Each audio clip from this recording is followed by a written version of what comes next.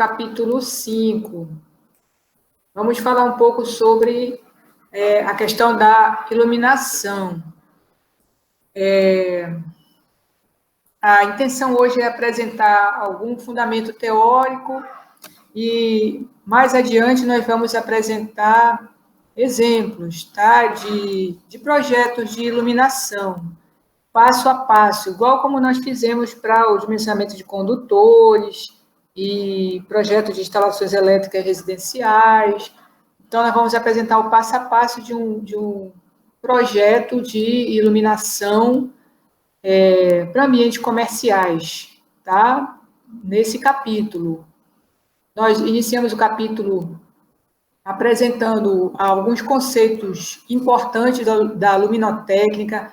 Não são todos os conceitos, são alguns conceitos mais importantes e que serão utilizados durante o capítulo, mais adiante no capítulo. Nós não podíamos começar sem a definição da luz.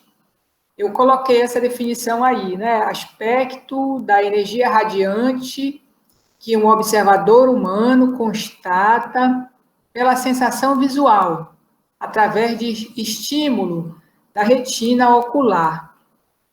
Na verdade, esse daí é um conceito assim, que eu obtive, né, a partir da leitura do conceito, né, de luz, de uma série de autores aí que eu li, né? Eu acho que não dá muito para entender, mas é isso aí, né? A luz é uma onda eletromagnética que pode ser decomposta, né? E ela tem uma faixa, digamos assim, que se torna visível. E a gente chama, então, de visível, que é o que está destacado aí nessa figura aí, né? Nesse gráfico aí dessa figura. Então, nós temos desde ondas compridas, médias, curtas, FM, micro-ondas, infravermelho. Então, um pouquinho com comprimento de onda, né? Um pouquinho abaixo do infravermelho já começa a faixa de onda de luz visível. E depois ela vai até um pouquinho acima, digamos assim, da faixa das ondas ultravioletas. Aí abaixo, né, com comprimento de onda menor, nós temos a ultravioleta, raio-x, raios gama, raios cósmicos. E dentro da faixa de onda de luz visível, nós conseguimos identificar algumas cores, né? Nós conhecemos aí essas cores aí desse espectro, muito embora hoje em dia existam outras milhares de cores, né, ou centenas de cores que foram sendo manipuladas, digamos assim, né? Mas aí nós temos, na parte central desse espectro de cores aí da luz visível, nós temos o amarelo. O amarelo, ele é a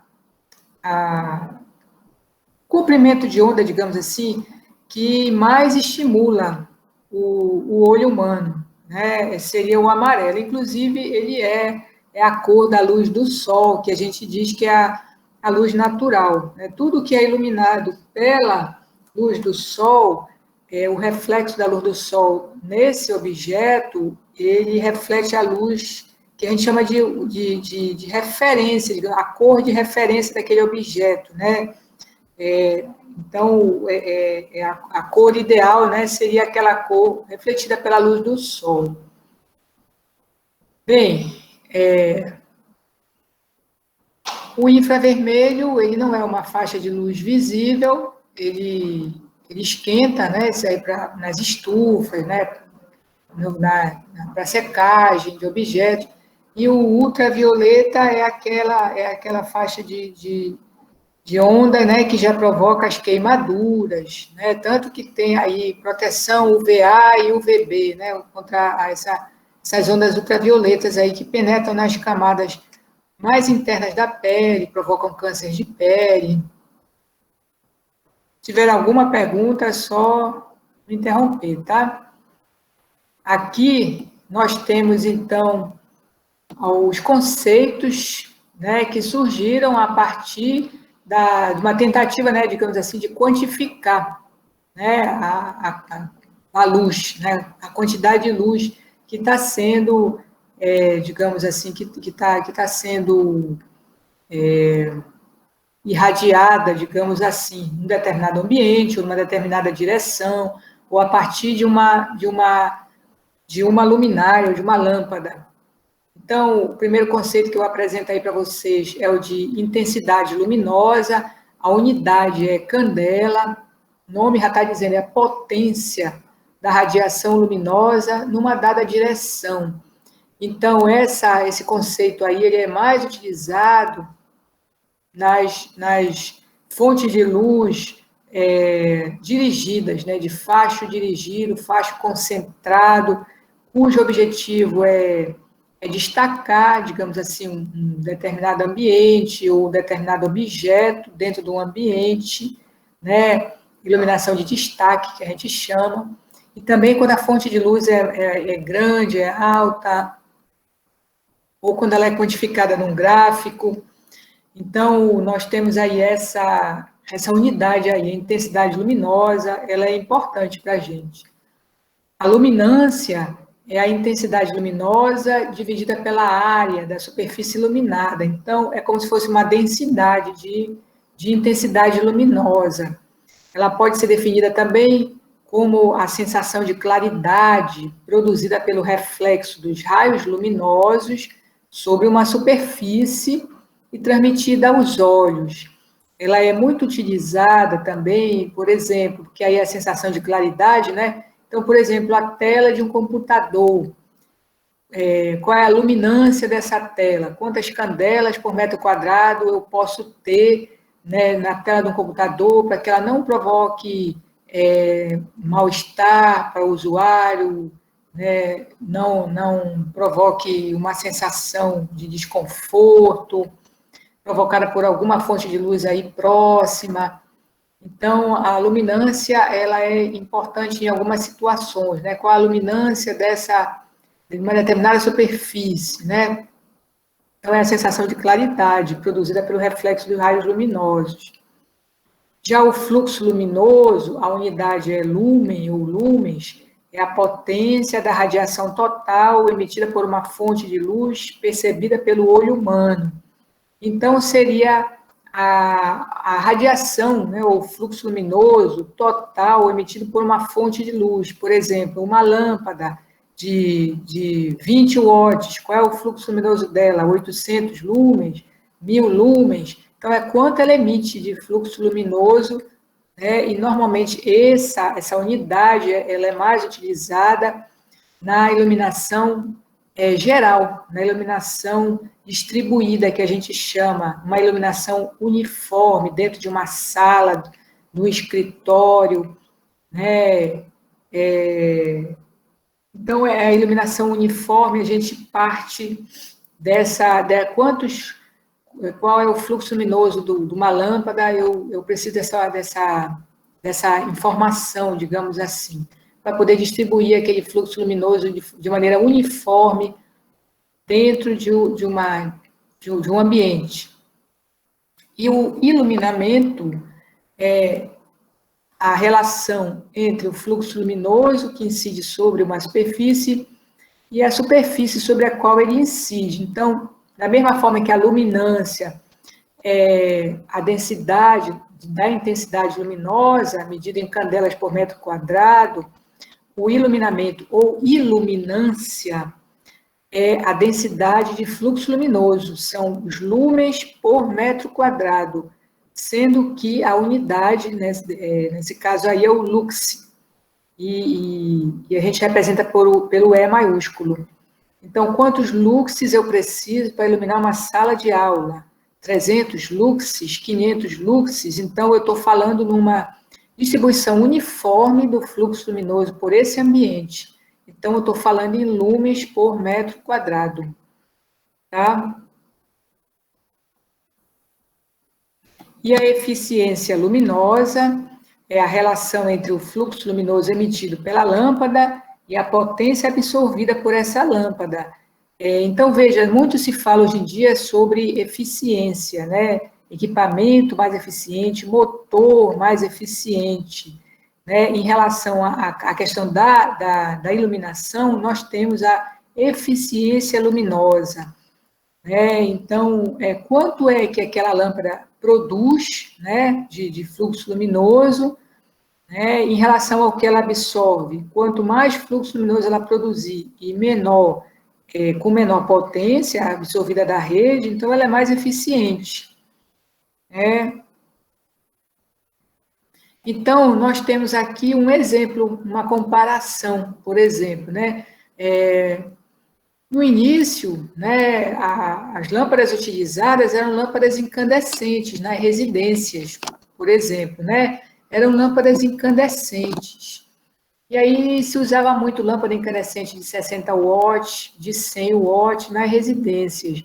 E aí uma lâmpada incandescente, o fluxo luminoso dela é de 860 lumens.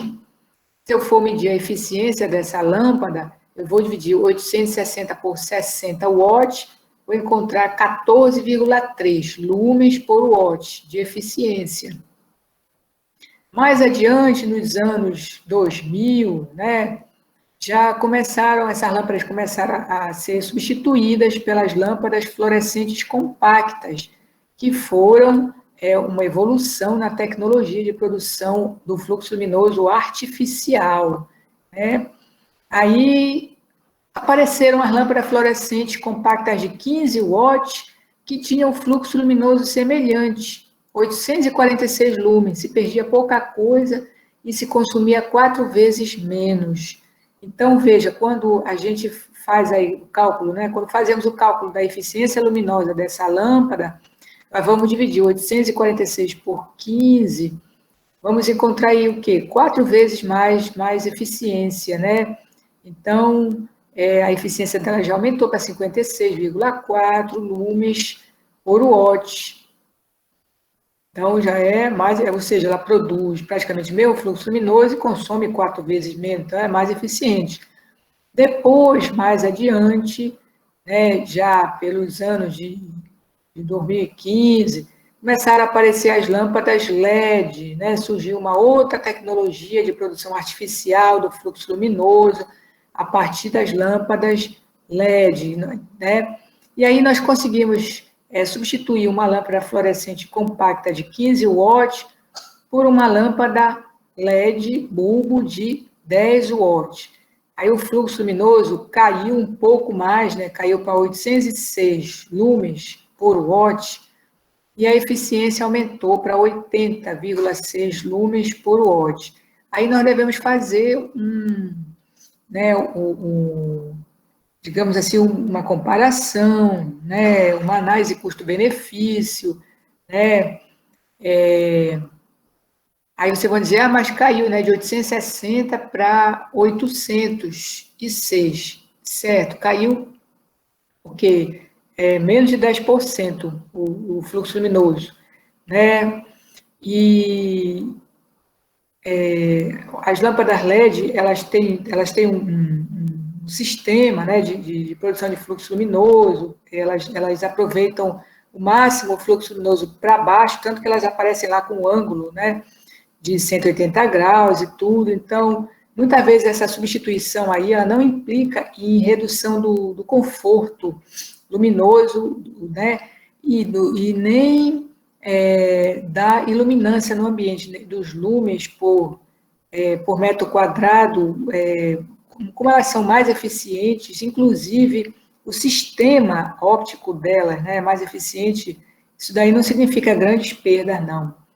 Tá? Agora, o que a gente mostra é que o consumo reduziu aí em relação à lâmpada incandescente, né? Era 60 e caiu para 10.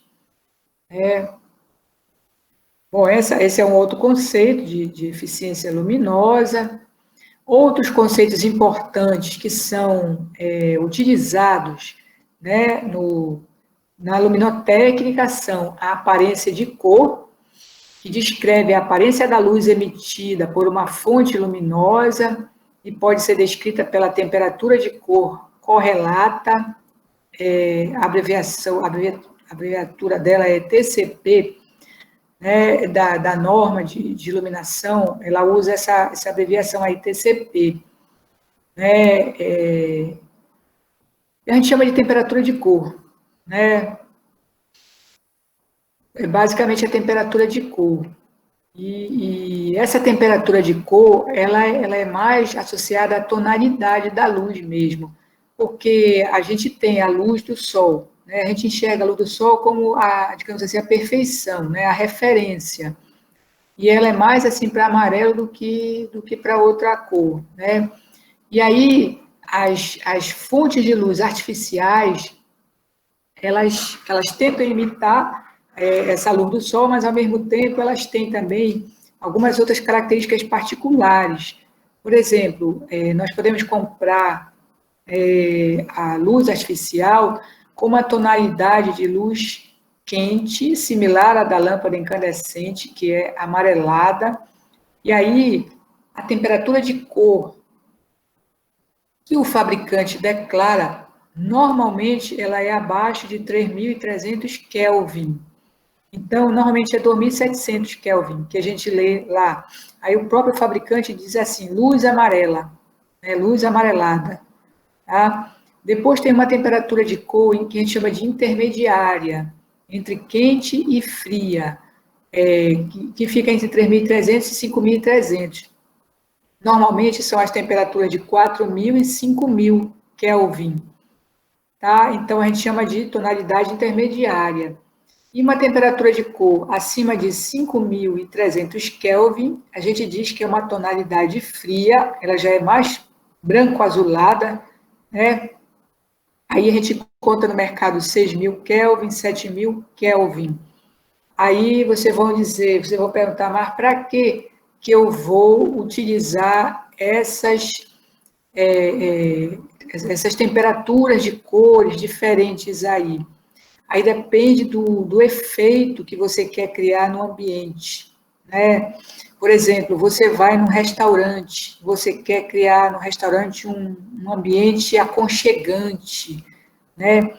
Aí você usa uma fonte de luz mais amarelinha. Você pode ver lá que você vai encontrar lá 2.700, 3.000 Kelvin, né? Você vai encontrar lá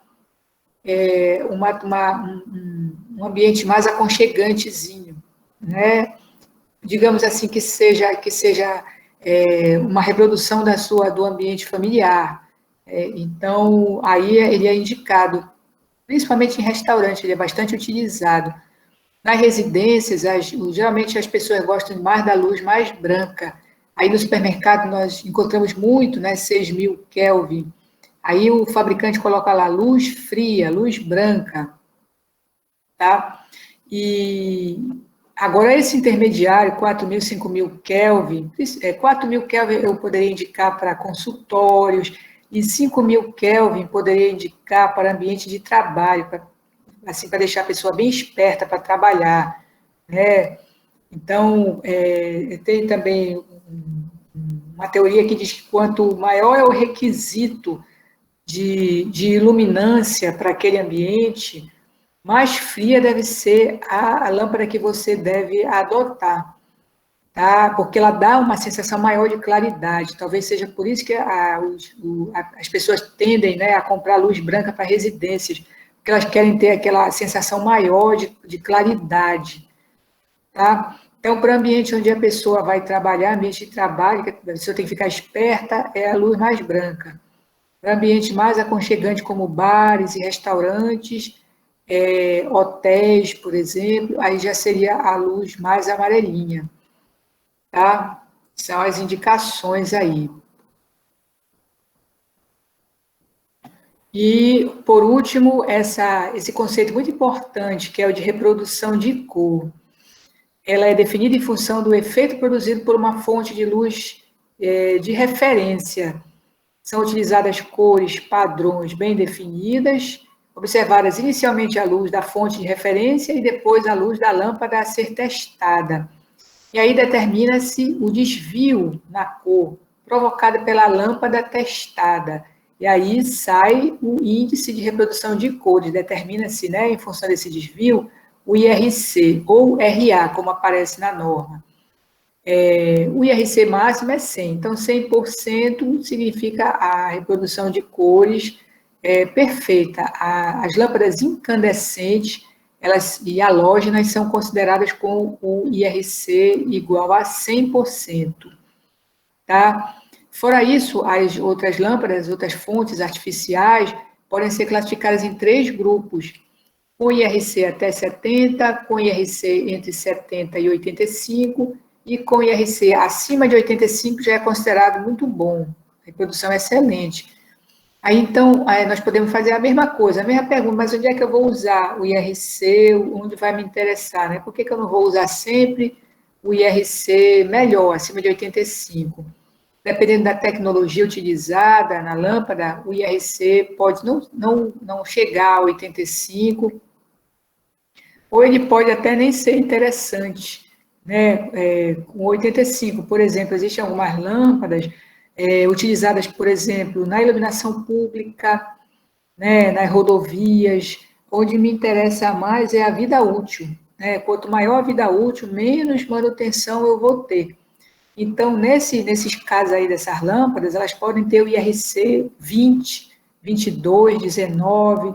Aí não me interessa muito IRC, né? Numa estrada, numa rodovia, né? Numa via pública. Agora, se eu vou num consultório médico, num dermatologista, num cardiologista, numa consulta médica, aí me interessa, né? Um IRC de 85 para cima, porque o médico tem que enxergar bem como é que está o paciente dele, né? Numa sala de cirurgia, ou numa indústria têxtil, né? Ou numa loja de cosméticos, de joias, uma joalheria, de roupas. Então, existem ambientes onde o IRC é importante, o maior IRC, e existem outros ambientes, né? Numa quadra de esporte, por exemplo, o IRC não me interessa tanto. Então, tem locais onde o IRC ele pode ser inferior se o interesse maior em relação à vida útil da lâmpada, né, a questão da manutenção.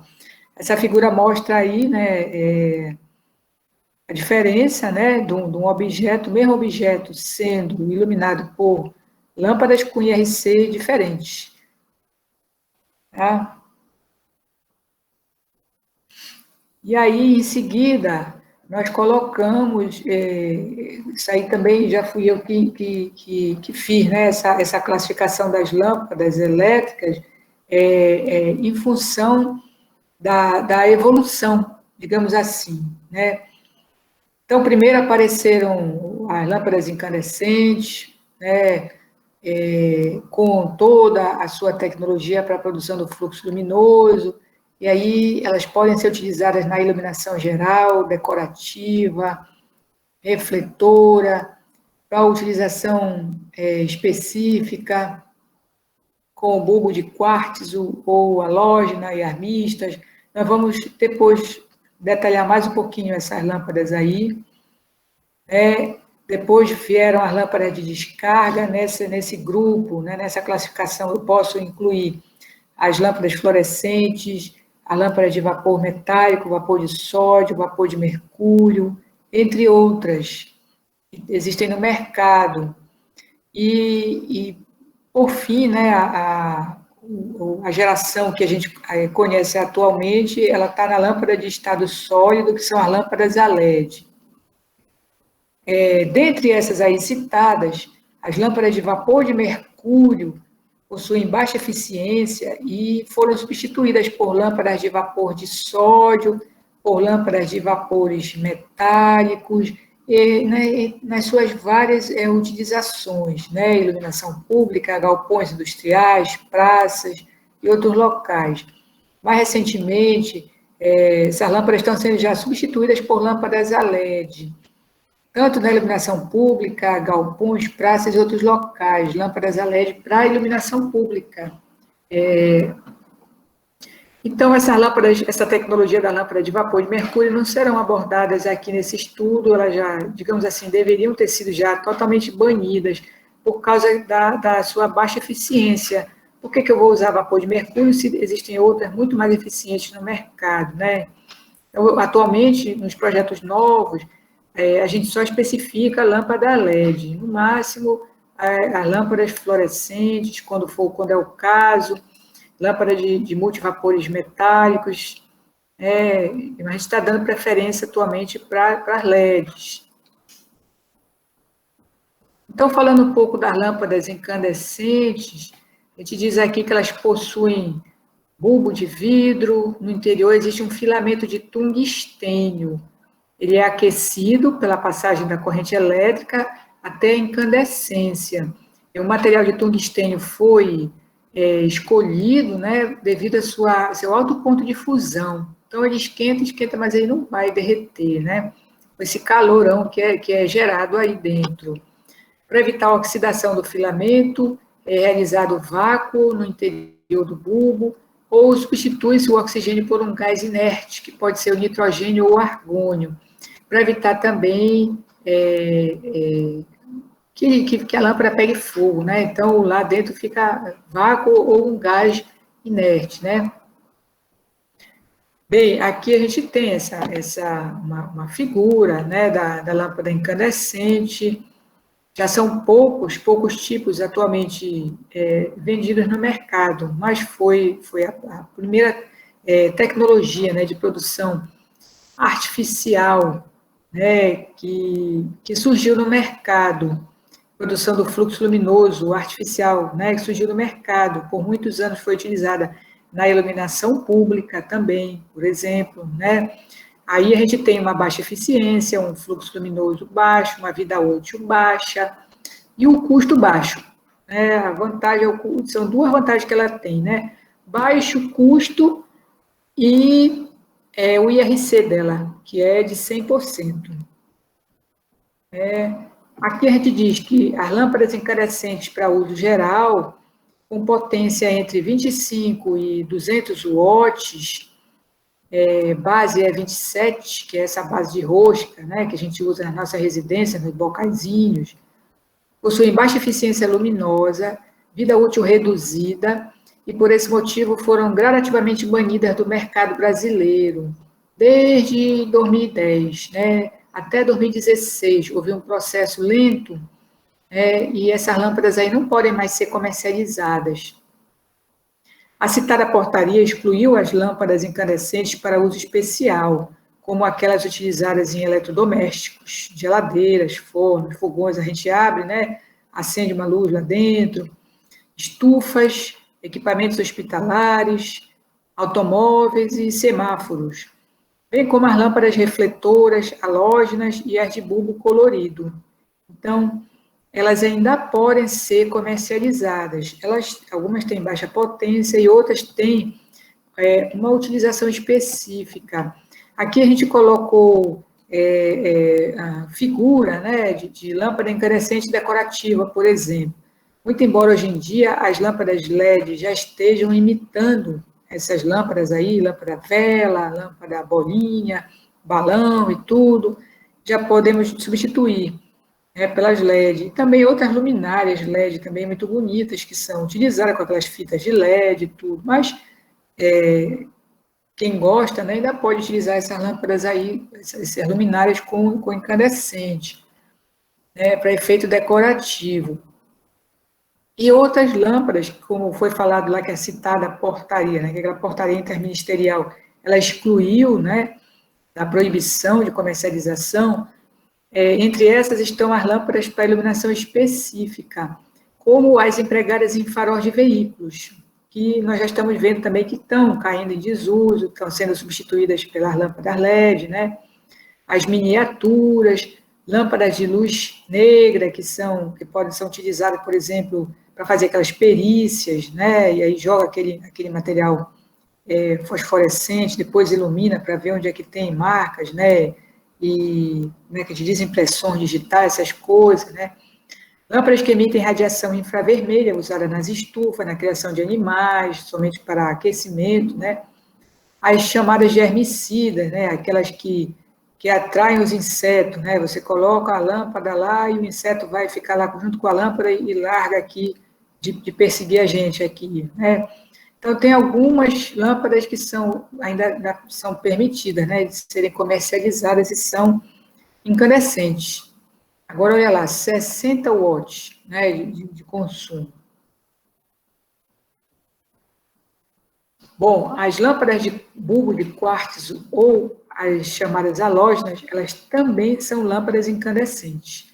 São tipo aperfeiçoado de lâmpadas incandescentes, constituídas por um bulbo tubular de quartzo, onde são colocados filamentos de tungstênio e partículas de iodo ou bromo, que são halogênios. Né? Então,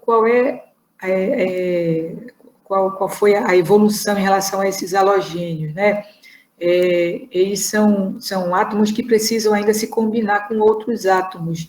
Então, quando o filamento de tungstênio é aceso, a alta temperatura provoca a combinação do halogênio com os átomos que se desprendem do filamento, porque esse é o problema com a lâmpada incandescente, né? O filamento ele vai se desfazendo, digamos assim, né? E daqui a pouco ele se desprende e a lâmpada não tem mais contato, aí queima. E aí ainda fica o bulbo enegrecido, né? Porque aqueles partículas que se soltam, elas ficam presas, né? Lá embaixo do bulbo. Então, essas partículas de halogênio, elas estão aí para se combinar, digamos assim, né, com esses átomos que se desprendem no filamento.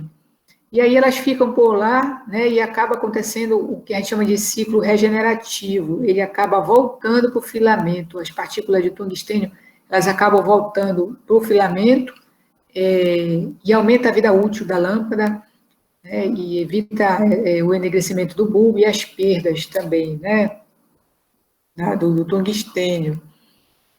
Então, as lâmpadas halogênicas ou halógenas são mais eficientes, possuem uma durabilidade um pouco maior que as incandescentes comuns e a ótima reprodução de cores já é, né, uma característica da lâmpada incandescente. Elas podem funcionar com tensão nominal de 127, 220 ou 12 volts. Se a lâmpada for especificada pelo fabricante para trabalhar com 12 volts, precisa comprar um transformadorzinho, mas isso não é problema nenhum. Compra o transformadorzinho, coloca lá entre a fase, o neutro e a lâmpada e faz a ligação normal. Existe uma diversidade de modelos disponíveis, com potência que pode variar de 20 até 500 watts, dependendo do modelo. Aí vai do nosso bom senso, né? Nós não vamos utilizar uma lâmpada halógena de 500 watts no local onde eu posso substituir por uma fluorescente ou por uma LED de potência bem inferior, com o mesmo fluxo luminoso. Então, né, a halógena do tipo palito, eu não recomendo. Existem luminárias que usam lâmpadas halógenas. Às vezes ela está em promoção na loja. Promoção, luminária aqui com... Aí a gente vai olhar lá dentro, é uma lâmpada halógena de 100 watts. Não, essas aí nós vamos evitar. Algumas halógenas são interessantes, digamos assim, as que têm menor potência, como essas daí, né? Atualmente, a maior aplicação das lâmpadas halógenas é na iluminação de destaque de objetos em ambientes comerciais, hotéis, residências, galerias, museus, utilizando modelos dos tipos de croica, ALR ou PAR. Então, esses modelos do tipo de croica, ALR ou PAR, são as mais interessantes. Elas são halógenas, têm toda a tecnologia, né, de produção do fluxo luminoso, como uma lâmpada incandescente, com maior durabilidade, e o IRC delas é 100, por isso que elas têm uma certa preferência nas galerias de arte, nos museus, nas lojas de joias, nas joalherias, por exemplo, né, nas lojas de departamento ou de cosméticos, né, são halógenas. Ainda tem uma potência elevada, né, 20 watts, 50 watts, essa do tipo ALR ou PAR, elas têm de 70 watts, 100 watts. Então, ainda tem assim, uma eficiência baixa. O problema do calor, né, as lâmpadas incandescentes, elas produzem muito calor, né, do que elas consomem, elas transformam de 5 a 10% em fluxo luminoso, o resto tudo é dissipado em calor. como elas produzem muito calor para o ambiente, a necessidade de climatização fica maior, então gasta mais energia, porque tem que compensar esse calor gerado, né, pelas lâmpadas. Então, elas têm algumas desvantagens aí grandes, e já tem algumas LED, né, que conseguem substituir já com IRC bom, já considerável, né? E você a gente tem que pesar, né, o custo-benefício aí. A LED, às vezes a potência da LED não acompanha, né? Eu preciso, por exemplo, de um facho luminoso forte em cima de uma vitrine, mas a LED não tem aquela potência. Então, às vezes, o problema é esse, né? Mas, assim, em relação às halógenas, são as mais utilizadas são essas, né? Para iluminação de destaque, atualmente. As lâmpadas dicróicas possuem refletor com espelho multifacetado, como nós estamos vendo aí nessa figura. A base é o bipino. Então, se a base é com 2 pinos, você tem que comprar o encaixe dela certinho, né? Que vai entrar na luminária também. Sendo providas de bloqueador de raios ultravioleta. Possuem faixa de luz dirigida e podem ser dimerizadas, ou seja, eu consigo controlar o fluxo luminoso dessas lâmpadas alterando a tensão, né? Então, se eu altero a tensão de alimentação através do dimmer, né, que é uma espécie de interruptor, digamos assim, né, onde eu consigo controlar o nível de tensão, então consigo controlar o fluxo luminoso dela. Por isso nós dizemos que elas são dimerizadas. Isso, as lâmpadas eletrônicas, já é mais difícil conseguir. Aí eu preciso que esteja escrito, né, na lâmpada eletrônica, na fluorescente ou na LED, dimerizável. Senão, quando eu mexer na tensão, ela vai apagar, porque ela é eletrônica. Então, lá ela tem que ter um dispositivo que permita que ela seja dimerizável. Em relação à incandescente, não tem esse problema, né? Às vezes o restaurante, às vezes o hotel tem, né, o dimmer, e aí você consegue, e também hospitais, né, muito usado também nos hospitais, próximo da cabeceira lá da cama do paciente, né, você pode também colocar um dimmerzinho, dimmerizar aquela lâmpadazinha lá perto dele. Mas não necessariamente tem que ser uma halógena, né, perto do paciente lá, é melhor colocar uma LED ou uma fluorescente que seja dimerizável, ou uma incandescente, de baixa potência, que ainda seja comercializada. Mas eu acho que nem tem, né? Tem que ser alguma outra eletrônica, mas a LED, a halógena não. Por que eu não recomendo, né, uma halógena dessa de iluminação dirigida? Porque fica muito forte, o fluxo luminoso ele vai ficar muito forte, né, em cima do objeto, em cima da pessoa. Muitas vezes a gente tem que tomar cuidado, por exemplo, é uma obra de arte, né? Não vou jogar uma lâmpada muito quente dessa em cima da obra de arte, eu posso iluminar de forma indireta, ou posso usar uma outra mais fria, como a LED, também de destaque. Por quê? Para não provocar queimaduras, marcas fortes, rachaduras na obra de arte. Tem que tomar cuidado com as lâmpadas halógenas de facho dirigido, tá? Para iluminação de destaque. Bem, os modelos ALR possuem superfície refletora de alumínio, haste anti-ofuscamento, operam em baixa tensão, com base no formato G53, necessitando de transformador, e em tensão de 127 ou 220 volts, com base no formato GU10. Depende muito do fabricante. Fabricantes mais tradicionais como Philips, Osram, eles costumam fabricar essas lâmpadas do tipo dicróica, ALR, né, para baixa tensão, 12 volts. Fabricantes menos tradicionais, e muitas vezes até os chineses, a gente encontra já com outro nível de tensão, tá? Aí, prestar atenção só no tipo de base, que aí você vai ter que fazer o encaixe da luminária certinho. As lâmpadas PAR possuem refletor parabólico, base E27, operam em tensão de 127 ou 220 volts. Essas PAR aí que vocês estão vendo, elas são muito empregadas na iluminação externa, nos jardins. Aí você encaixa ela na luminária certinha, e ela pode pegar chuva e tudo, porque uma lâmpada eletrônica, como fluorescente, LED, é muito complicado você colocar para pegar chuva, né? No jardim e tudo. Se entrar água, ela queima, a não ser que seja uma luminária hermeticamente fechada, bem protegida. A PAR, ela já é mais indicada, né, para a iluminação dos ambientes externos. E às vezes ela vem com cores, né? É verde, é vermelha, amarela. Não é só essa luz branquinha aí. Mas ela tem outras aplicações, né? Eu já vi PAR em loja de departamento, iluminando a parte de roupa, lá em cima, uma loja grande, né? Como a Visão que fechou, por exemplo. Uma loja grande, elas usam esse PAR. Por quê? Porque o IRC é 100%.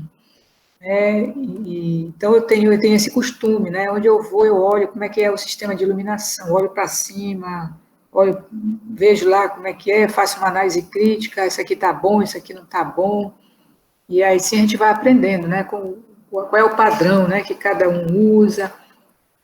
Algumas lojas têm seu padrão, né? Algumas lojas como de shopping, por exemplo, e de cosméticos, por exemplo, elas têm um padrão, né, já definido de iluminação, algumas farmácias. Bem, depois das lâmpadas incandescentes, vem as lâmpadas de descarga, na evolução, né, temporal dessas tecnologias de produção artificial do fluxo luminoso. Aí vem a lâmpada de descarga. Nesse tipo de lâmpada, a energia é emitida sob forma de radiação, provocando uma excitação de gases ou vapores metálicos devido à tensão existente entre os seus eletrodos. A radiação emitida depende da pressão interna da lâmpada, da natureza do gás ou da presença de partículas metálicas ou halógenas no interior do tubo ou do bulbo, né? Ou do tubo de descarga, que a gente chama, né? Que está dentro do bulbo da lâmpada. Bom, dentro dessa classificação de lâmpadas de descarga, a gente começa falando sobre as lâmpadas fluorescentes. São constituídas por um bulbo tubular de vidro, em cujas paredes internas é fixado material fluorescente. Nas extremidades do bulbo encontram-se eletrodos de tungstênio também, que não derretem, né? E no seu interior existe vapor de mercúrio ou argônio a baixa pressão. Então, as lâmpadas fluorescentes tubulares, que são essas que nós estamos falando atualmente aqui, elas trabalham a baixa pressão. A descarga elétrica provocada no interior da lâmpada produz uma radiação ultravioleta que, em contato, né, com o material fluorescente existente nas paredes do bulbo, transforma-se em luz visível, ok? Então, essa radiação produzida internamente, ela não é na faixa de luz visível, né? Quando ela passa pelo material fluorescente, aí ela vem para a faixa de luz visível. Então, aqui tem uma representação dessas lâmpadas aí, com filamento de tungstênio, e o meio interno que é preenchido com esses gases, né? Aí uma desvantagem dessa lâmpada, né? É o problema do mercúrio que ela tem internamente, né? Que provoca câncer, que também provoca também problemas com o meio ambiente, contaminação do meio ambiente. Então, essas lâmpadas, nós temos que ter cuidado com o descarte delas, né? Não jogar no lixo comum, jogar num local onde existe reciclagem, onde elas vão ser enviadas para reciclagem. Alguns locais, alguns ambientes, alguns supermercados recebem, e aí a gente entrega lá essas lâmpadas para elas serem levadas e desmontadas nas fábricas, né? Que fazem isso. E porque se a gente joga no lixo comum, ela corre o risco de quebrar, já que ela é de vidro, e aí ela vai contaminar a pessoa que vai entrar em contato, às vezes é animal, às vezes é criança, né? E vai contaminar o meio ambiente também. Então, esse é o problema com essas lâmpadas aí, né? Essas lâmpadas aí, de tubulares, lâmpadas fluorescentes, elas fazem parte desse conjunto aí, né, dessa classificação de lâmpada de descarga.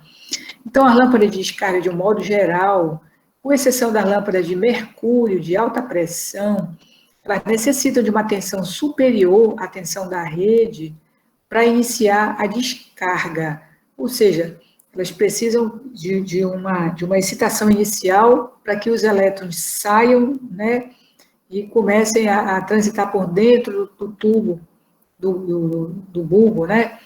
Por isso, elas são utilizados equipamentos auxiliares para ajudar na partida dessas lâmpadas, que são o reator ou o ignitor, depende do tipo de lâmpada de descarga. Para as lâmpadas fluorescentes, existem atualmente 3 tipos de reatores. Então, o reator ele é utilizado na fluorescente. O ignitor ele já é utilizado na lâmpada de vapor de sódio, por exemplo, multivapores metálicos. Aí a gente chama de ignitor. Já os reatores, existem os reatores eletromagnéticos, que a gente diz que são de partida convencional, os eletromagnéticos de partida rápida, que já são eletrônicos, e os eletrônicos propriamente ditos, de partida instantânea, né? As lâmpadas fluorescentes com reator eletromagnético para a partida convencional utilizam, além do reator, um acessório denominado de starter ou disparador. Esse tipo de lâmpada ele já está sendo praticamente esquecido, né? A gente já praticamente não encontra mais. Ele precisa de 2 equipamentos auxiliares, né? Que são o starter, que ele entra em paralelo aqui com a lâmpada, né? E o reator. Também ele está aqui, né? Praticamente em série aqui com a lâmpada, né? O starter ou disparador é utilizado na partida das lâmpadas, destina-se a provocar uma sobretensão entre as extremidades do reator. Ele está em paralelo também com o reator, né? E o reator é uma bobina com núcleo de ferro, que tem o objetivo de provocar um aumento de tensão durante a partida e limitar a corrente durante o funcionamento da lâmpada. Então, como ele é uma bobina, né? Esse não vai haver salto de tensão, então ele transfere essa tensão aqui para as extremidades da lâmpada. Com isso, ele excita que os elétrons começam a sair daqui, né, e se chocar aqui com os átomos de mercúrio que estão aqui por dentro e começa a produzir, quando ele troca, né, ele entra, né, ou troca de banda de valência aqui, ele emite uma radiação. Aí essa radiação é que vai aqui produzir o fluxo luminoso. E o starter só serve para isso, né? Depois que ele provoca essa sobretensão no reator, ele para e o reator começa, né? O circuito, digamos assim, fecha através do reator, e o reator ele também vai limitar a corrente, vai servir para limitar a corrente, não vou dizer controlar, mas ele vai limitar a corrente que vai passar aqui nesse circuito. É uma indutância em série aqui com essa lâmpada. Só que é um reator ainda com núcleo de ferro, ele é pesado, ele tem muitas perdas, ele consome muito, ele aquece, ainda produz um ruídozinho. E esse tipo de partida aqui, ele é lento, cansa a vista, tem uma série de desvantagens. E aí ele começou a ser... digamos assim, houve também uma evolução, digamos assim, em termos de reator. Começaram a aparecer os reatores que já não precisavam mais do starter, né? Porque quando uma lâmpada dessa deixar de acender, a gente não sabia se era o starter, se era o reator, se era a lâmpada em si. Aí apareceram reatores eletromagnéticos para partida rápida. Eles por si só, já provocam uma tensão elevada inicial, sem auxílio do starter, iniciando o processo de emissão de elétrons sem necessidade de pré-aquecimento dos eletrodos. Então, basicamente, ele dá a partida, né? Ele está aí uma espécie de série paralelo com a lâmpada, ele dá a partida, a gente sente uma piscada rápida e ele acende. Essa é a diferença. Agora, como ele já tem os componentezinhos dele eletrônicos, então ele já é leve, bem mais leve, e as perdas já são bem menores. Agora, veja que ele precisa ser aterrado. Ele precisa do aterramento, ele queima com facilidade. Até o outro lá já estava indicando que precisava ser aterrado. Mas o eletrônico mesmo, ele precisa ser aterrado. senão você vai perder o reator com facilidade. Além da luminária, se ela, por exemplo, se for metálica, né, se aterrar o reator também. Né? E os reatores eletrônicos são mais leves, mais compactos, operam em alta frequência, melhorando a eficiência do conjunto lâmpada-reator. Bom, os eletrônicos a gente já, quando usa, já é semelhante a uma lâmpada incandescente acendendo, ou seja, não pisca nada, você não percebe nada. Eles são mais caros também. Aqui nós colocamos aí esquema, né, de ligação com o reator acendendo uma lâmpada fluorescente, né, e também com o reator eletrônico acendendo um reator para duas lâmpadas. Hoje em dia existe um único reator, você pode acender 2 ou 3 lâmpadas dessa daí.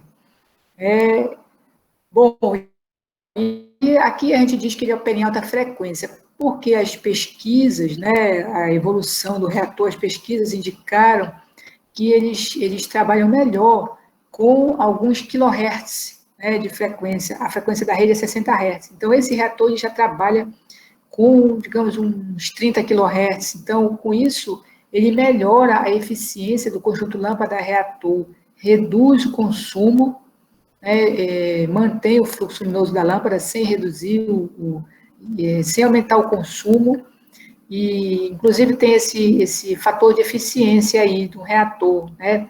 A relação entre o nível relativo de luz na saída do reator e a potência de entrada. Isso implica na mesma quantidade de luz e menor potência de descarga. Às vezes a gente olha lá o consumo, né, e às vezes não tem alteração, às vezes até reduz o consumo, porque ele opera em alta frequência, em alguns quilohertz. E com isso, ele melhora a eficiência do conjunto. Inclusive, esse fator de eficiência, no início dessa história de fator de eficiência, lá nos Estados Unidos, eles estavam achando que os ambientes estavam muito iluminados.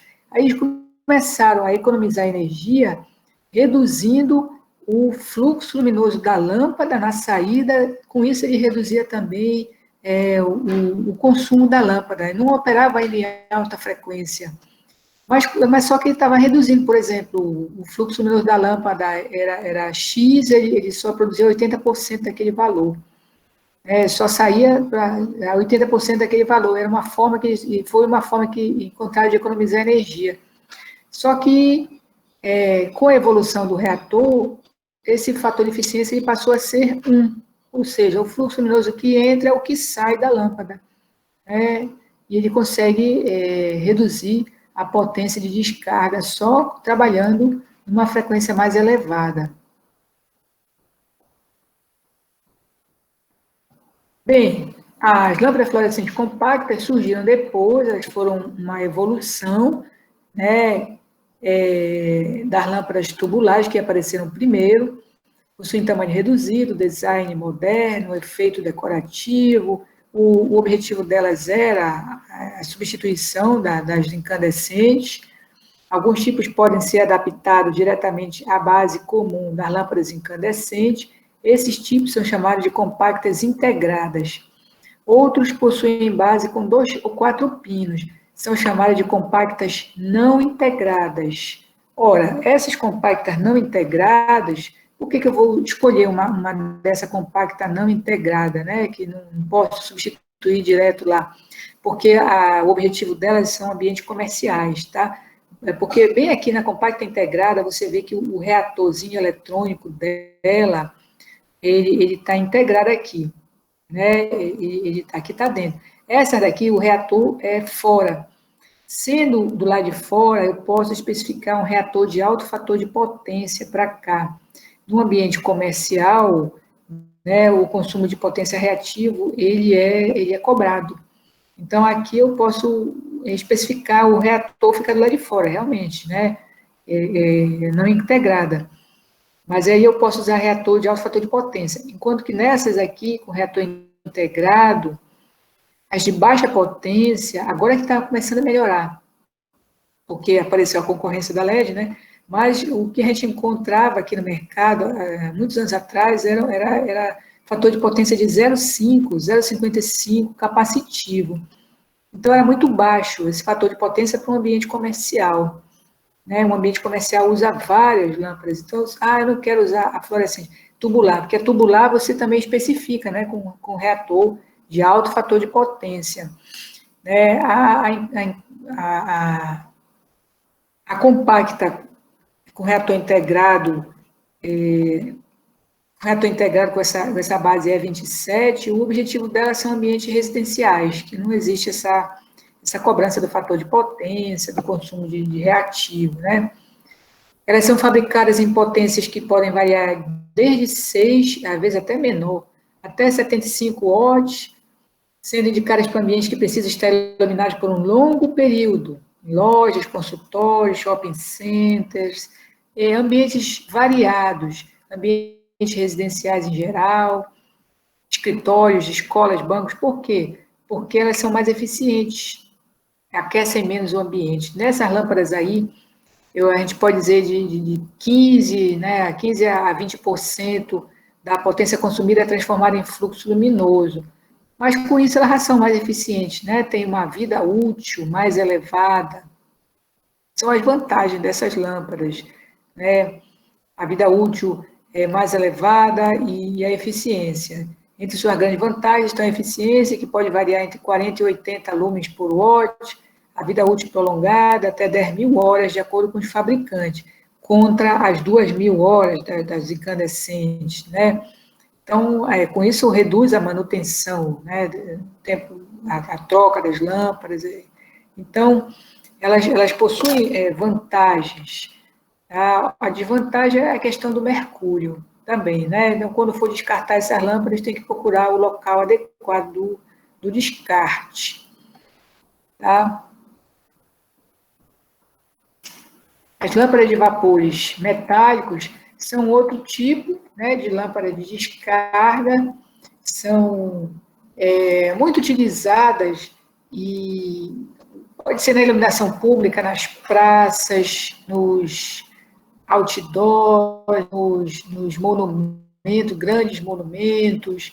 São lâmpadas de duplo contato, com um tubo de descarga de quartzo e um bulbo externo também de quartzo, preenchido com mercúrio a alta pressão e uma mistura de vapores. Então, aqui já é alta pressão, aqui internamente nessa lâmpada, e aí tem o mercúrio e outros vapores, né? Aí duplo contato, como está mostrando nessa figura aqui, devem ser utilizadas em luminárias fechadas, com vidro protetor, que absorva a radiação ultravioleta emitida pela lâmpada, não tem filtro, né? Ou precisa de uma luminária com filtro, né? Possuem tamanhos reduzidos, são equivalentes a lâmpadas halógenas do tipo palito, porém com vida útil maior, economia de até 70% de energia, redução do calor gerado. As lâmpadas de descarga, como elas são mais eficientes, elas reduzem realmente o calor gerado no ambiente.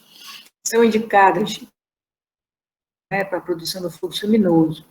São indicadas para realçar a iluminação de ambientes internos e externos em geral. Utilizam reator e ignitor para auxiliar na partida. Então, quando a gente vai especificar uma lâmpada dessa, a gente precisa olhar no catálogo e ver, né? Equipamentos auxiliares. E aí tem que especificar também os equipamentos auxiliares. Muitas vezes, ele já vem tudo junto, né? Ele já vende assim, um cilindrozinho, lá dentro tem tudo que precisa. O reator e o ignitor já vêm acoplados juntos lá nesse cilindrozinho. Bom, essas lâmpadas já não são assim tão utilizadas. As multivapores metálicos são mais utilizadas, possuem um tubo de descarga de quartzo no interior de um bulbo externo, também de quartzo. Preenchido também com mercúrio, alta pressão, uma mistura de vapores. Bulbo pode ser ovoide ou tubular, revestido com material fluorescente. Podem ser de duplo contato ou não. Elas são muito utilizadas na iluminação pública, na iluminação de praças, porque a temperatura de cor é mais adequada, digamos assim. Possuem alta eficiência luminosa, boa qualidade de iluminação, vida longa, podem ser utilizadas na iluminação de hangares, postos de gasolina, exposição, outdoors, na indústria em geral, estádios, horticulturas, monumentos, fachadas. Então, elas têm muita. Assim, o que não está ainda sendo substituído pelo LED ainda é, atualmente, de multivapor metálico, na iluminação pública, por exemplo. Aqui em Belém tem muitas dessas lâmpadas de multivapores metálicos. A potência pode variar entre 70 e 2.000 watts. 2.000 watts mais utilizada nos estádios de futebol. Também utilizam reator e ignitor para auxiliar na partida. Então, onde a gente vê a iluminaçãozinha branca, mais branca assim, é multivapores metálicos. Né? São lâmpadas de multivapores metálicos. Aí você vê aí vários tipos de base de rosca, não necessariamente a E27, isso daqui ele pode ser maior, pode ter um diâmetro maior, né? Aí precisa do bocalzinho correto para ela. Tá? Algumas são de bipino, aqui os equipamentos auxiliares. Tá? Então, na iluminação pública, onde é branquinho, assim, nas praças, né, que não seja LED, é multivapores metálicos de 250 ou 400 watts. Em geral, é 400 watts. As multivapores metálicos de potências menores são indicadas na iluminação decorativa ou de destaque interna ou externa, nas vitrines, monumentos e fachadas também. Necessitam também de reator e ignitor, ou de um reator eletrônico para auxiliar na partida. Aí, quando a gente pode, né, que o fabricante indica lá, ou existe, a gente especifica sempre o reator de alto fator de potência. São mais eficientes, têm vida útil maior que as lâmpadas halógenas.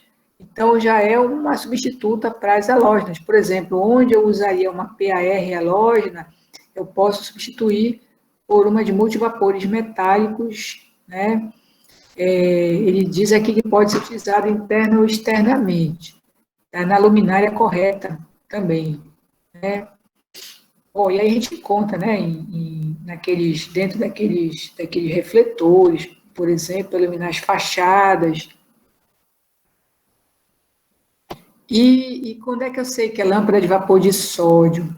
Porque a lâmpada de vapor de sódio ela é praticamente monocromática, ela é muito amarelada.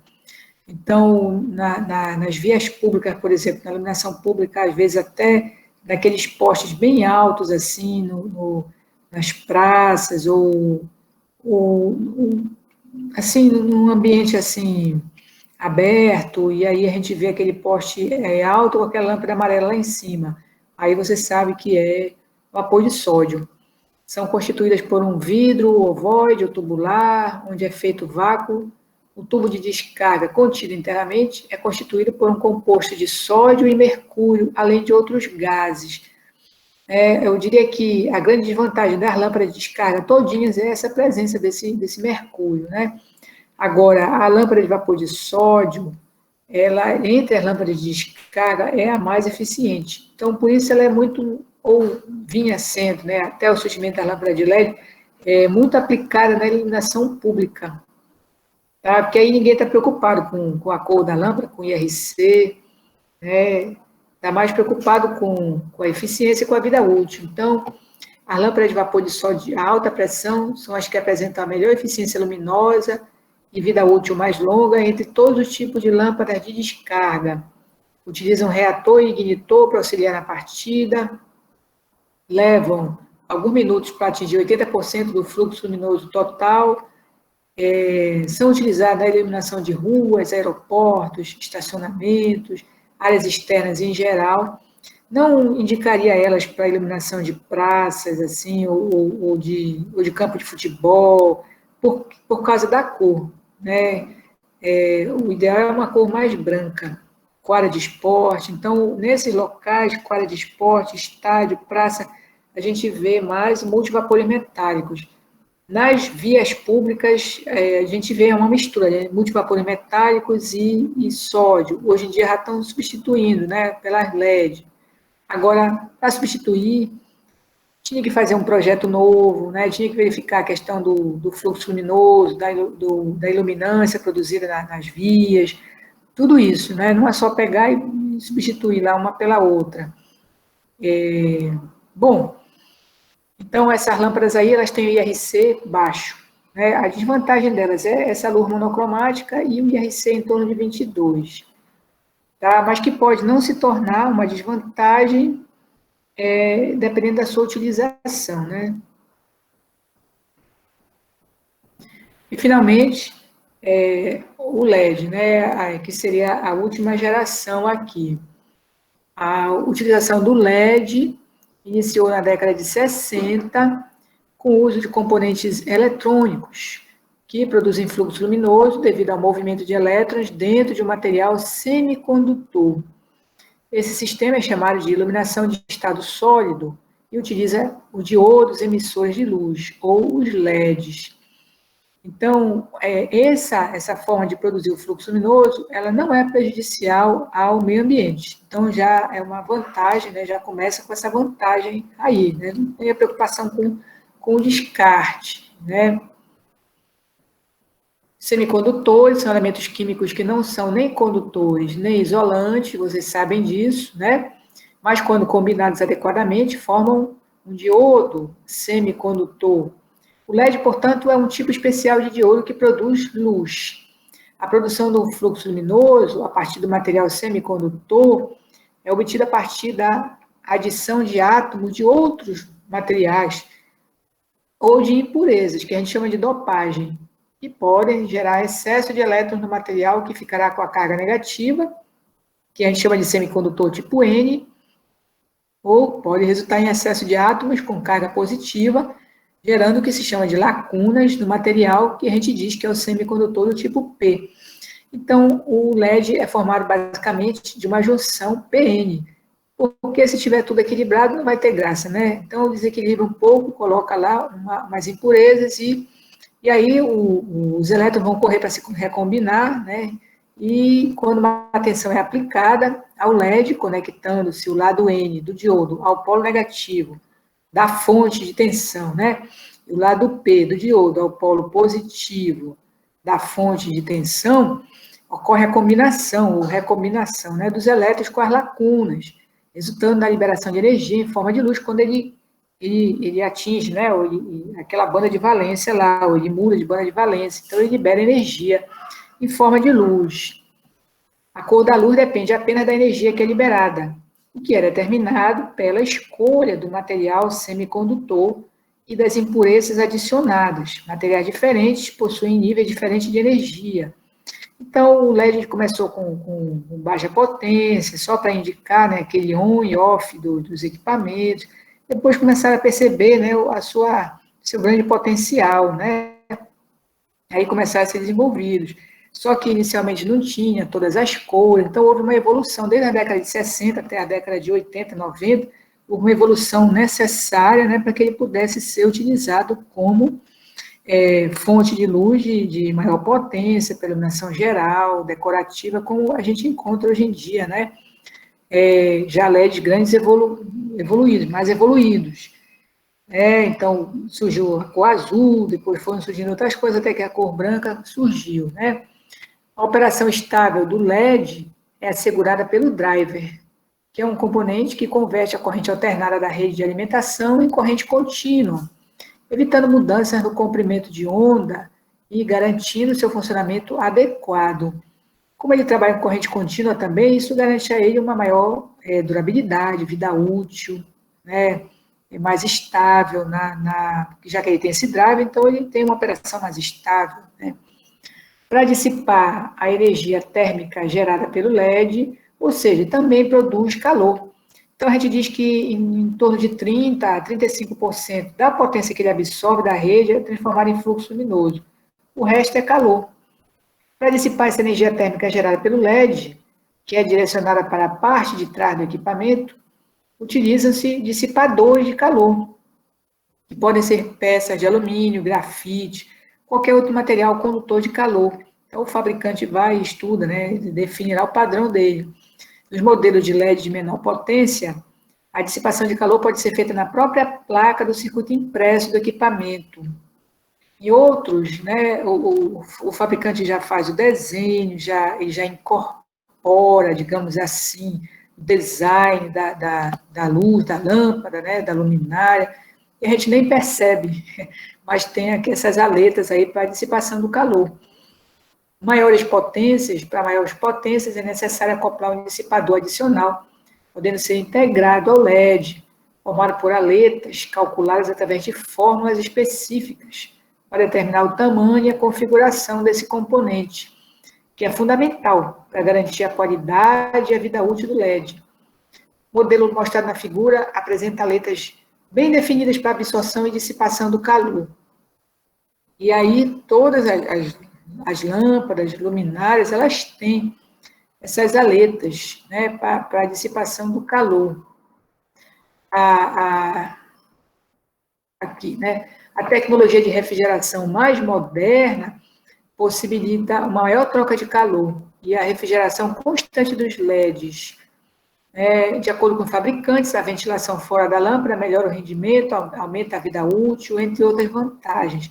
Então, o fabricante ele vai estudando também melhores formas de dissipação do calor, melhorando o design também, né, da luz. Essa daí, por exemplo, ela imita uma PAR, né, que a gente acabou de mostrar lá, né, então ela já está imitando a PAR. Essa daqui também, né, já imita a PAR, mas tem que usar ela com cuidado, né, seria uma PAR para ambientes internos, digamos assim.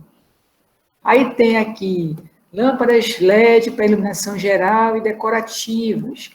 Podem ser usadas para substituir as lâmpadas incandescentes e fluorescentes compactas em ambientes internos em geral, em residências, hotéis, restaurantes, bares e cafés.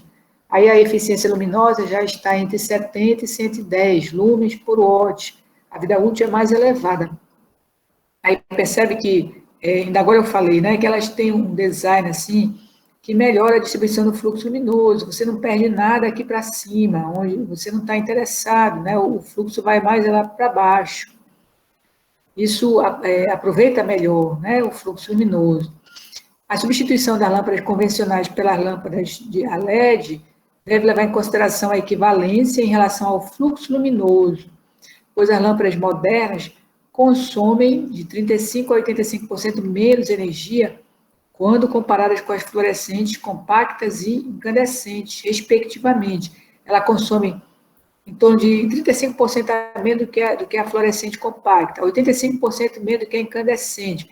Mas a substituição deve levar em consideração o fluxo luminoso, não é só trocar, né, uma pela outra, tem que ver o que tinha lá e substitui por uma com fluxo semelhante, fluxo luminoso semelhante, tá? Essa daqui, ó, é uma LED que já imita aquela velazinha, né?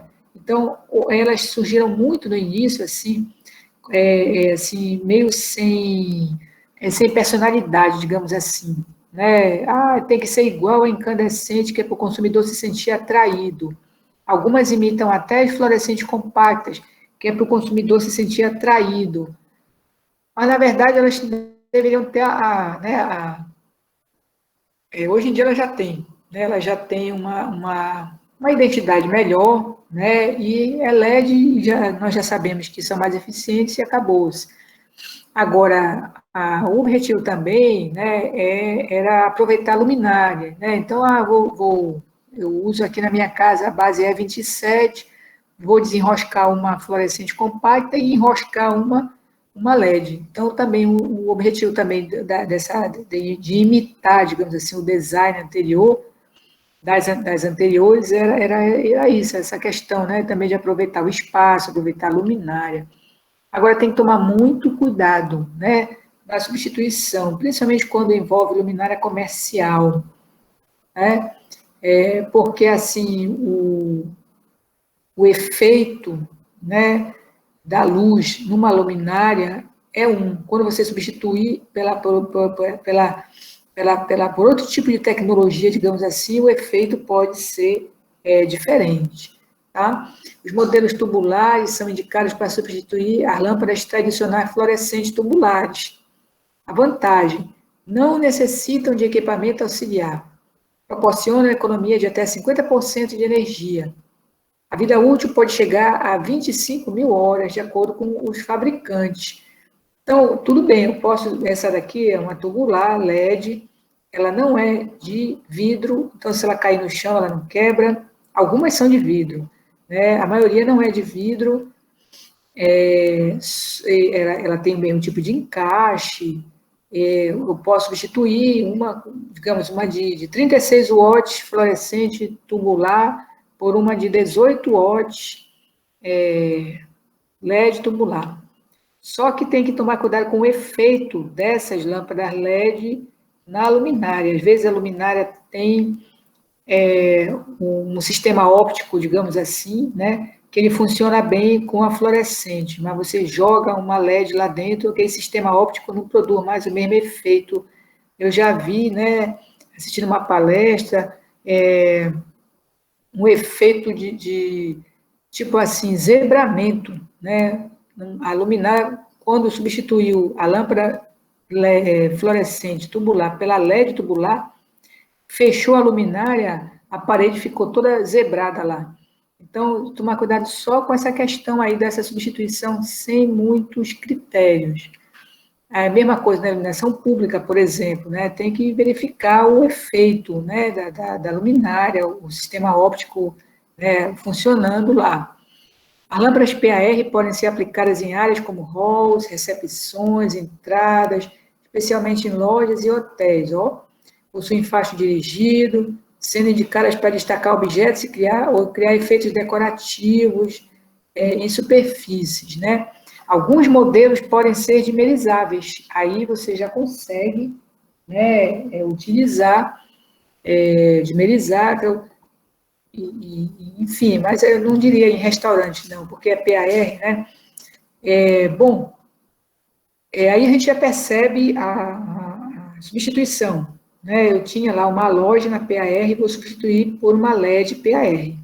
Desde que o fluxo luminoso seja semelhante, produza o efeito decorativo desejado, eu só vejo vantagem aí, porque a potência vai diminuir, a eficiência vai aumentar, a vida útil também, e o calor também, né? O calor produzido também. Agora, se o IRC não for o IRC que eu quero, né, o índice de reprodução de cores não for adequado, aí não adianta fazer a substituição. Aí tem que verificar e medir, né, as vantagens e desvantagens, né, da substituição. Aqui a gente apresenta outras lâmpadas, né?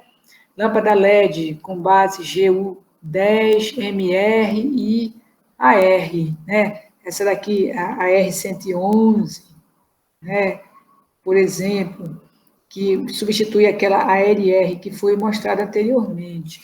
Os modelos com base GU10 são indicados para iluminação de destaque. Em substituição, as lâmpadas com base GU10, fluorescentes ou incandescentes ou halógenas, né? Podendo ser dimerizáveis ou não. Os modelos com base MR também podem ser utilizados na iluminação de destaque em vitrines, iluminação em geral. Então, a LED já está substituindo todo mundo aqui. Né? E as lâmpadas do tipo AR são indicadas para iluminação dirigida em galerias de arte, lojas, restaurantes ou hotéis, podendo ser dimerizáveis. Tá? A gente vê que essa base aqui mais redondinha, né, é a GU10, né? Então precisa verificar o encaixe dela na luminária. Aí tem a base bipino, né, essa aqui, e outra base aqui.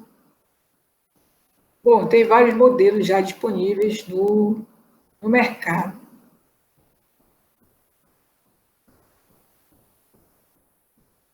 Bom, um sistema de iluminação, ele não é composto somente pelas lâmpadas, ele é composto por lâmpadas, equipamentos auxiliares, quando é o caso, e luminárias, tá? A vantagem das lâmpadas LED e incandescente é que elas não necessitam do equipamento auxiliar, você liga direto lá na rede. É uma coisa que eu esqueci de falar, né? Em relação às LEDs tubulares, a gente verificar o esquema de ligação. Tá? O fabricante ele indica se você vai colocar aqui o retorno e o neutro, os dois de um lado, ou se você vai colocar o retorno, que é a fase, né, de um lado e o neutro do outro lado. Tá? Então, só tem que prestar atenção, porque se você fizer a ligação errada, a lâmpada não acende, tá? A tubular. Bom, em relação às luminárias, como eu ia dizendo, elas fazem parte do sistema de iluminação, que a gente chama, né? Devem ser escolhidas em função do tipo de atividade a ser desenvolvido, tipo de atmosfera resultante no ambiente, o tipo de efeito, tipo de cenário que se quer criar naquele ambiente, né? Então, elas fazem parte, elas se integram, né, junto com a lâmpada. E, às vezes, a luminária é uma coisa só, né, como a LED, né? A gente já compra a luminária com o LED dentro, é uma coisa só. Para ambientes onde possam existir gases, combustíveis em suspensão, deve-se especificar luminárias fabricadas com corpo resistente à pressão ou com segurança reforçada. Em indústrias onde haja poluição de pó ou gorduras em suspensão no ar, por exemplo, uma cozinha industrial, o pessoal fritando as coisas lá, ou uma indústria, uma fábrica de cimento, ou uma fábrica de trigo, é aconselhável adotar no projeto luminária fechada, né? Podem ser classificadas em função da distribuição espacial do fluxo luminoso emitido, que passa acima ou abaixo de um plano horizontal, que atravessa o centro do plano de referência. Essa distribuição espacial do fluxo luminoso, que é representada, digamos assim, graficamente, né, ela é denominada de curva de distribuição luminosa, é a CDL. Representa a intensidade luminosa em todos os ângulos em que ela é direcionada em um plano, conforme especificado na figura a seguir. Essa figura aqui, ela mostra o plano horizontal que ele falou, né? Aí ele está cortando a lâmpada aqui. E aí ele define aqui os eixos, né? X, Y, Z aqui, né? E aí ele pega esse fluxo luminoso da lâmpada, né? Aqui, olha, outro plano aqui, vertical, né? Digamos assim, desenha, né? Transfere, né? Para um gráfico o fluxo luminoso produzido pela lâmpada. Com isso aqui, nós sabemos, né? O ângulo, né, de alcance desse fluxo luminoso, nós sabemos se ele vai para cima, né, para iluminar lá o teto, aí ele volta por reflexo para baixo, ou se ele vem todo para baixo e não vai nada para cima. Tá? Então, essa curva de distribuição luminosa, ela é interessante, e essa potência da radiação numa dada direção, ela é dada em candelas. Às vezes, ela é parametrizada em candelas por 1000 lumens, nessas curvas aí de distribuição luminosa. E aí tem o ângulo, né? Para onde é que eu quero, né? Onde é que eu quero saber quanto é que está a potência da radiação? Ah, é nessa direção aqui, então eu venho nessa direção, verifico o ângulo, né? E tem uma equação que transforma, né? De candelas para luxes. Aí eu sei quantos luxes chegam naquele ponto. E a classificação das luminárias em função da distribuição do fluxo luminoso, ela se dá justamente quando esse fluxo luminoso é representado graficamente, e aí a gente consegue entender, digamos assim, se ele vai mais para cima do que para baixo, se ele vai da mesma forma para cima ou para baixo, se ele vem só para baixo e não sobe nada. Então, ele pode ser direto, semidireto, misto, semi-indireto ou indireto. Ver se tem aqui alguma figura melhor. A iluminação direta é quando o fluxo luminoso é dirigido diretamente ao plano de trabalho. A indireta, por exemplo, ele é dirigido na direção oposta ao plano de trabalho, atingindo o plano por reflexão, normalmente utilizado para provocar efeito decorativo. A gente vê iluminação indireta em alguns restaurantes, consultórios, né? Às vezes vê em alguns ambientes assim comerciais, né? Aí tem a semidireta, quando parte do fluxo luminoso chega ao plano de trabalho diretamente e outra atinge por reflexão, a semi-indireta, quando a maior parte dele chega por efeito indireto e a outra parte diretamente, né, quando o efeito indireto predomina, e a mista, quando ele atinge o plano de trabalho proporcionalmente de forma direta e indireta. Aqui tem alguns exemplos, né, de curva de distribuição luminosa. Quando a gente passa esse plano aqui, horizontal, e percebe que ele vem todo para baixo, então é direta, né? Ou no máximo 10% dele vai para cima. Então ele começa, né? Quando alguma coisa sobe e volta por reflexo para baixo, né? Então ele já começa a ser semidireto, né? Depois misto, depois indireto. Quando uma parte boa vai para cima, a maior parte vai para cima, né? Ou semi-indireto ou indireto, né? Quando a maior parte vai para cima e volta por reflexão para baixo. Então, depende do tipo de luminária para fazer esse efeito aqui. Às vezes, até a lâmpada está dentro, né, do espaço, dentro lá a gente chama de sanca, né? Ou a luminária já é assim, toda fechadinha. Por exemplo, essa primeira que aparece aqui em cima, né, a lâmpada fica aqui dentro, ó, e aí o fluxo luminoso reflete aqui na luminária e sai. Então, eu posso dizer que é indireto aqui, ou pelo menos semi-indireto. As luminárias para as internas são construídas para fixação em parede ou teto. Essas últimas, de teto, podem ser de sobrepor, em laje ou forro, ou embutidas, em forro ou em gesso. Por exemplo, ela aparece aqui, ó, esse tipo aqui, né? Ela é a gente pode dizer que ela é de sobrepor, né? Então ela aparece aqui. Às vezes ela é toda embutida, como essa primeira que aparece aqui. Então, está toda embutida no forro de gesso, né? Aqui eu coloquei aqui luminária LED para áreas internas. Ver se aparece mais aqui. Essa daqui, alguma indireta ou mista, né? Olha só como vai para cima e para baixo o fluxo luminoso. Então, tem vários tipos aí, modelos. Essa daqui eu posso dizer que é direta, olha só, ela tem aqui esse anteparo aqui que não deixa o fluxo luminoso subir, né? Vai todo para baixo. Então, com essas luminárias aqui, o fabricante ele fornece aquela curva de distribuição luminosa da luminária. E aí a gente sabe o tipo de classificação, né? E também o tipo de utilização e o que eu quero, né, para aquele ambiente. E muitas vezes a gente encontra também por simulação, né? Então, agora, por exemplo, nesse capítulo, eu estimulo, né, aconselho vocês a conhecerem o Dialux, né? Mais adiante eu vou mostrar para vocês algum projeto feito com Dialux, né? Ele é bom, né, nas simulações. Aqui a gente mostra, né, o fabricante ele mostrou aqui, né, a curva de distribuição luminosa na direção longitudinal, diagonal e transversal, né? A longitudinal da direção aqui do comprimento da luminária, né? A diagonal na diagonal, né? A transversal quando ele corta aqui no outro sentido aqui na largura da luminária, né?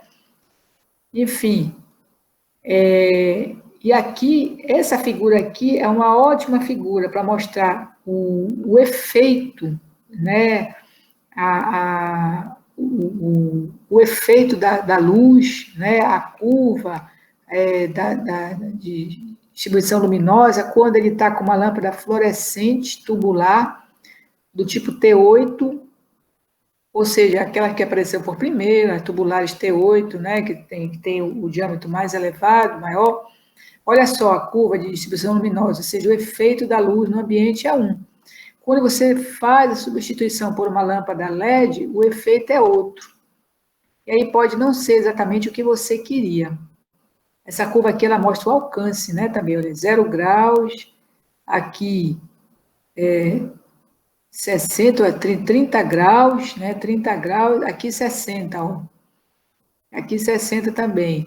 Mas você verifica, né, você vê que o efeito da luz é outro. Aqui, luminária com a aleta plana, e com aleta parabólica. Então, as aletas são esse sistema óptico aqui colocado na luminária para evitar o ofuscamento. Essas planas que ele está dizendo é que elas são todas retinhas aqui. Essas parabólicas, elas têm uma curvinha. E aí o efeito que provoca aqui no fluxo luminoso, a distribuição do fluxo luminoso no ambiente é outro, né? É diferente da aleta plana. Em relação, tem uma leve diferença aqui. Mas quando você troca, né, a fluorescente tubular, que ela foi feita para tubular, fluorescente, e joga uma tubular LED, aí o efeito é outro, diferente. Aí pode não ser, aí você vai dizer o quê, né? Então, ou você troca tudo, ou você tem muito cuidado aí com essa troca aí. Quando tiver essas aletas aí, é meio perigoso fazer a troca, né?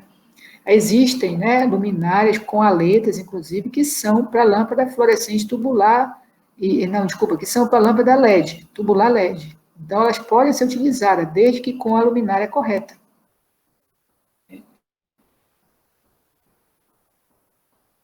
Bom, aqui a gente fala, né, do rendimento das luminárias, que é a relação entre o fluxo luminoso direto e indireto fornecido pela luminária em relação ao fluxo luminoso total emitido pelas lâmpadas. Ou seja, é o que sai da luminária, né? Alguma coisa vai ficar retida lá pela presença, em função da presença da, da, da do anteparo, digamos assim, né, das aletas. Então, tem alguma coisa que pode ficar, a não sei que seja uma luminária que não tenha nada na frente, né, como essa daqui, né, que foi mostrada aqui, tem um rendimento bem maior. Agora, se tiver alguma coisa na frente, né, aí alguma coisa, o fluxo luminoso vai ficar retido. Então, você tem lá o fluxo luminoso que sai da lâmpada e o que sai da luminária. Em geral, o rendimento das luminárias é maior quando são utilizadas lâmpadas com diâmetro reduzido do tipo T5, pois os raios luminosos refletidos pela superfície interna da luminária enquanto menor área de obstáculo para atingir o plano de trabalho. As T5 já são umas lâmpadas tubulares com diâmetro reduzido. Elas são mais eficientes. Tudo que evolui, né, diminui de tamanho. A gente vê pelos aparelhos eletrônicos e tudo. Eles evoluem, o tamanho reduz.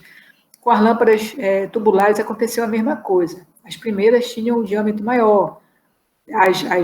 Atualmente já tem um diâmetro bem reduzido e são mais eficientes. Aí ele está dizendo aqui que as lâmpadas T5, que são as mais modernas, né, das tubulares, tanto fluorescente, normalmente a gente se refere a T5 como fluorescente, né, fluorescente tubular. Elas são mais eficientes, né, então a eficiência é maior. Mas é em torno de 78% a eficiência das luminárias. Por que eu vou usar uma luminária assim, com essas aletas? Aí eu já vou me preocupar, nesse caso, com a questão do ofuscamento. Quando eu uso, ou seja, a direção do fluxo luminoso para não prejudicar o usuário. E quando eu uso uma luminária assim aberta, eu estou mais preocupada justamente com o rendimento, aí eu vou empregar ela por exemplo, garagem, estacionamento, esses locais assim, né? Bom, isso aí, esse assunto então do ofuscamento, a gente pode apresentar na próxima aula, né? São cenas do próximo capítulo.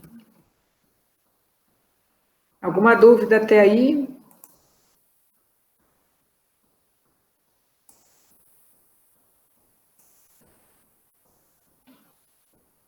Tudo certo?